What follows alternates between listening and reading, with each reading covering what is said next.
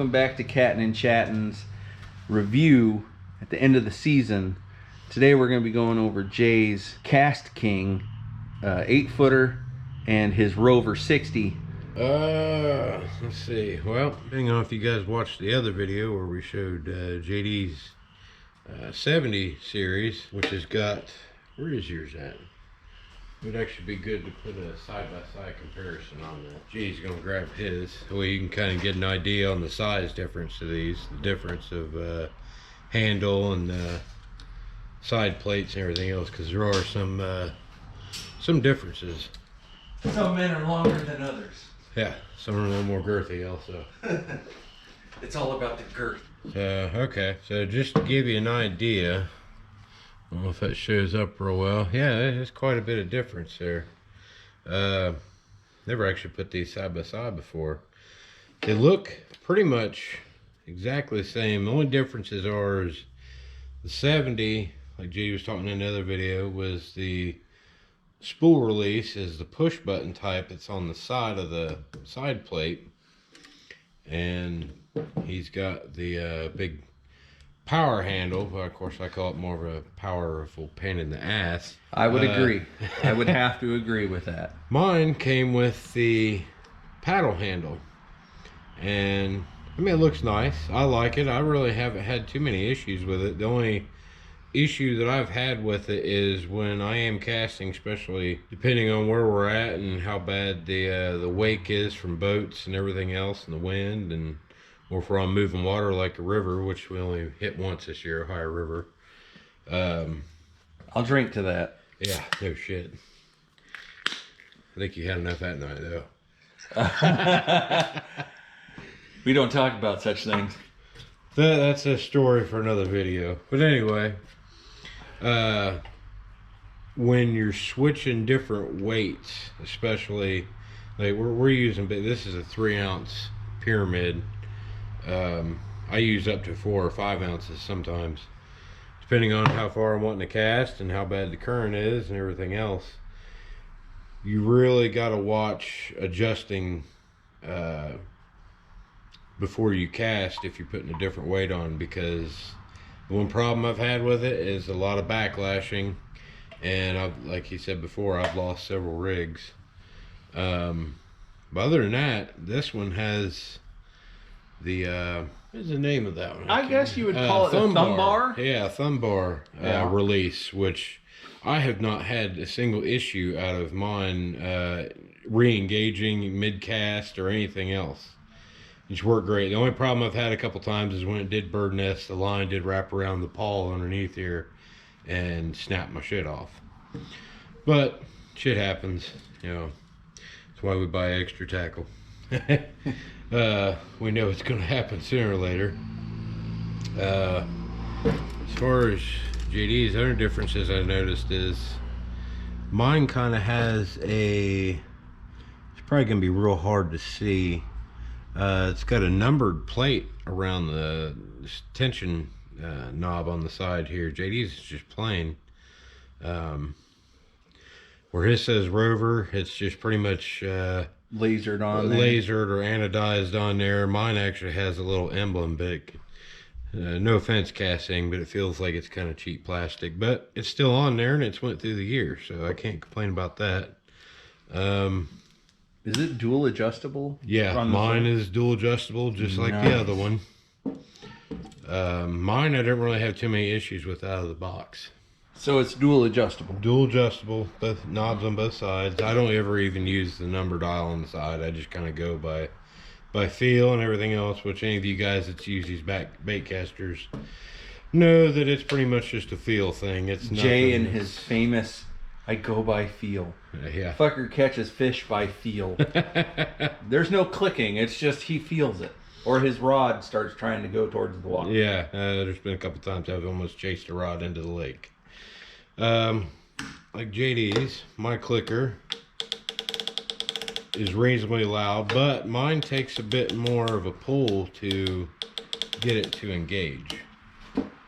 Like that. Yeah, mine's a little more stout, I guess. But can't complain about it. It's worked when I needed it to. Definitely hear it at night when you're not paying attention. I've noticed you've got a silver spool on yours, and I've got a gold spool. I didn't notice that before either. Well, you're just the golden child. What can we say there? Just going with noticeable differences, but the fact you catch all the fish. Not all of them. If I catch one. The rod is great. I absolutely love it. It's got the real good cork handle on it. It is a Kastking rod. I bought them both together and I've kept it together as a combo. No curse on this one, at least not yet. It's an 8-footer. Medium, heavy. No, this is a heavy. Line suggestion on there is 30 to 60 pound. Cast anywhere from 3 to 6 ounces. Is that monofilament? Fast action.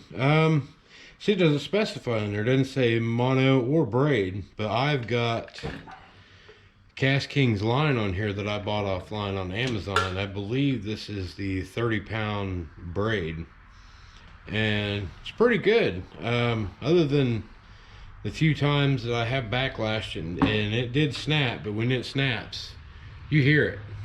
It's like a bullwhip, so you can tell it's definitely under some tension. But you can tell how many times I've lost and broke off due to casting this year. The spool was pretty much completely full, and I'm down to about a half a spool. 2 of those casts, I believe, were down at the spillway that we tried at down north of Dayton in Vandalia. What was that? I can't remember the name of the spillway. It's on the Great Miami River. Miami River? The one where we had the Arabic guy sit right next to us and says, Did you catch anything? No, we haven't caught anything yet. Do you mind scooting over so I can fish where you're fishing? Pretty much kicked us out of our spot. So, and it was like a very weird moment for us. I wish we would have had the GoPro then, because you guys would not believe the fucking stories we have about the shit we've done to go fishing. Pretty much we left to avoid confrontation. That was pretty much all it comes down to on that. It was rather rude, I would say. Most fishermen, there's a code where, if somebody's fishing there, you don't fish on top of them or right next to them. You give each other space. But this guy felt the need to sit on down right beside us and push us out. So we said, fuck it, and left. So we weren't catching shit anyway, so we figured, good luck, buddy. The other thing I love, absolutely fucking love about these Kastking rods, the handle. That's what I was talking about, the cork handle on these things. The handle on these comfortable things is so good. Even when you're landing fish, your hands, let's face it, every cat fisherman gets slimed from time to time. Even when your hands are slimy or it's wet, these things never had a problem.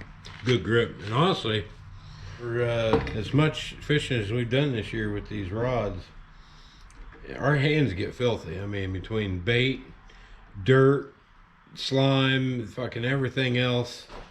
Plus, sometimes we go fishing after I get off work. I'm still filthy from work. I work in a steel place. The handle has resisted quite a bit of dirt.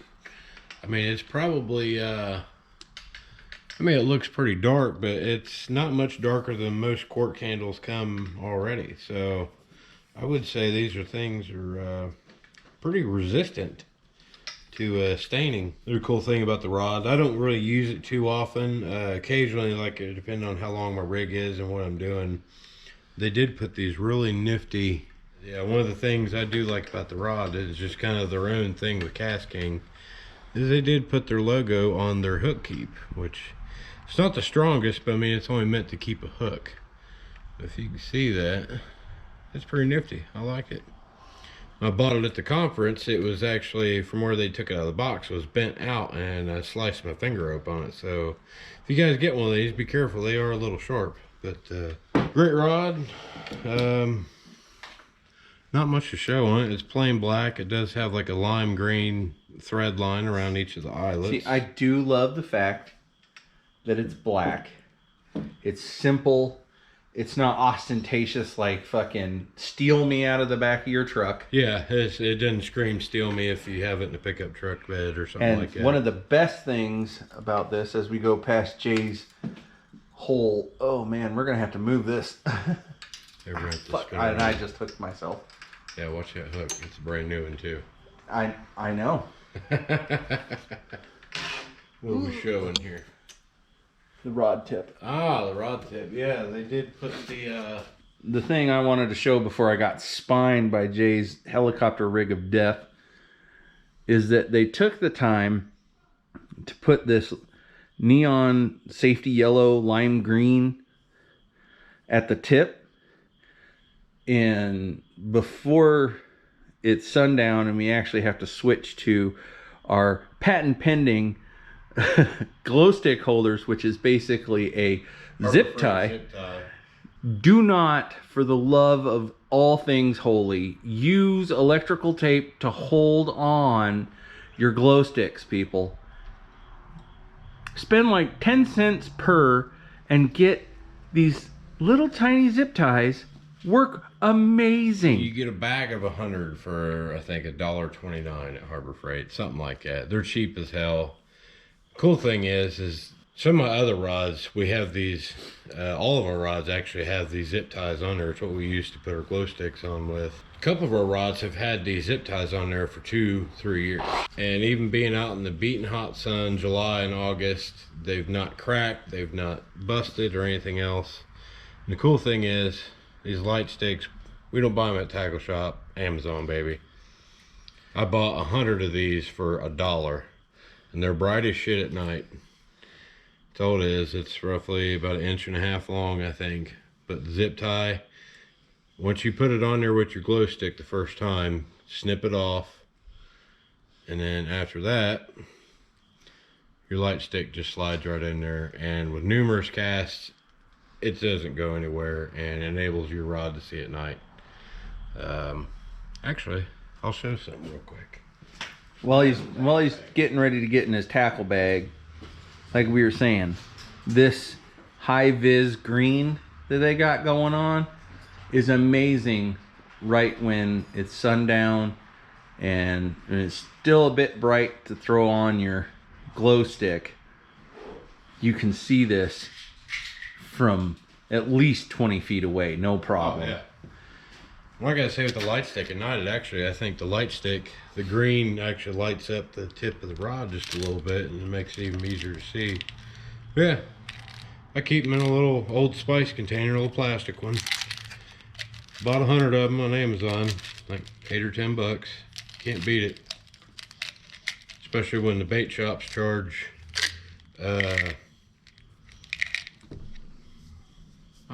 okay. Especially when the bait shops charge $3-4 sometimes a piece, or for two.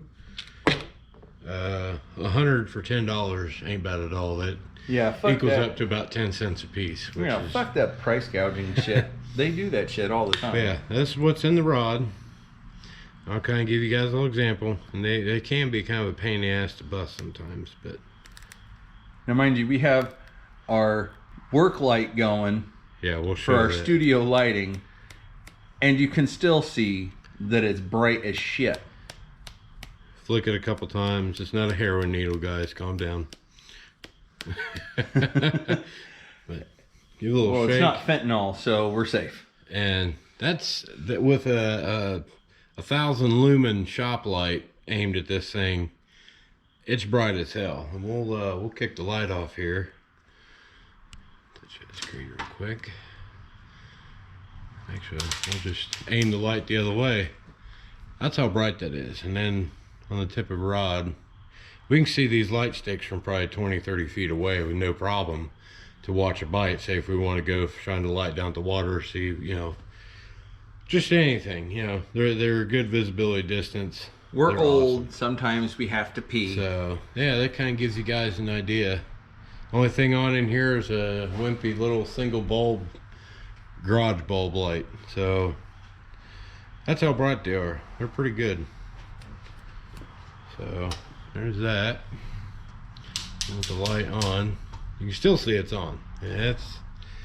Can't complain. So that's a good little secret for you guys. Harbor Freight zip ties, the small ones. The other thing is the last eyelet that they went with stainless for here is the stainless, but they also have the extra ribs running down the shaft of the rod for These extra are all, support. Fuji rod guides. Yes. They put on Kastking rods, which is, they are not cheap line guides. They're all Fuji. All Fuji. So the real seat is also Fuji. I don't know if no, we never covered the rod seat or the real seat for these things. the real seat's decent. The bottom of it is your normal plastic. The top of there where it tightens down is, let's see here, we can pop this off of here. Set the reel down. Yeah, there you go. There's a Fuji logo under there. It is a Fuji rod seat. It's plastic inside, but stainless hood on the outside, and it's also got a stainless ring on the tightening nut. So yeah. Never had a problem with that thing coming loose. No. Once we've tightened these down this year, they've stayed put. And I gotta say, the reel does not have any play. There's no play back and forth in this whatsoever. No slot, no nothing, and it's straight as an arrow. So yeah, that's my Rover 60 paddle handle and the Kastking 8-footer. Kastking 8-foot Cat Tech rod. So there it is, fellas. Go out and get you one. The rod is at the conference. I paid $80 for the rod. I actually meant to get the 9-footer. Had some issues with the credit card and had to come back, and I ended up grabbing an 8-footer instead of the 9-footer. But I can't complain losing the extra foot. It's still an excellent casting rod. I get some good distance out of it, especially with 3-4 ounces of weight.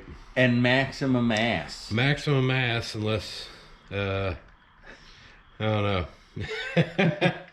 We're getting older. You're getting older and getting tired of losing tackle. So, well, but yep, that's it. Paddle handle.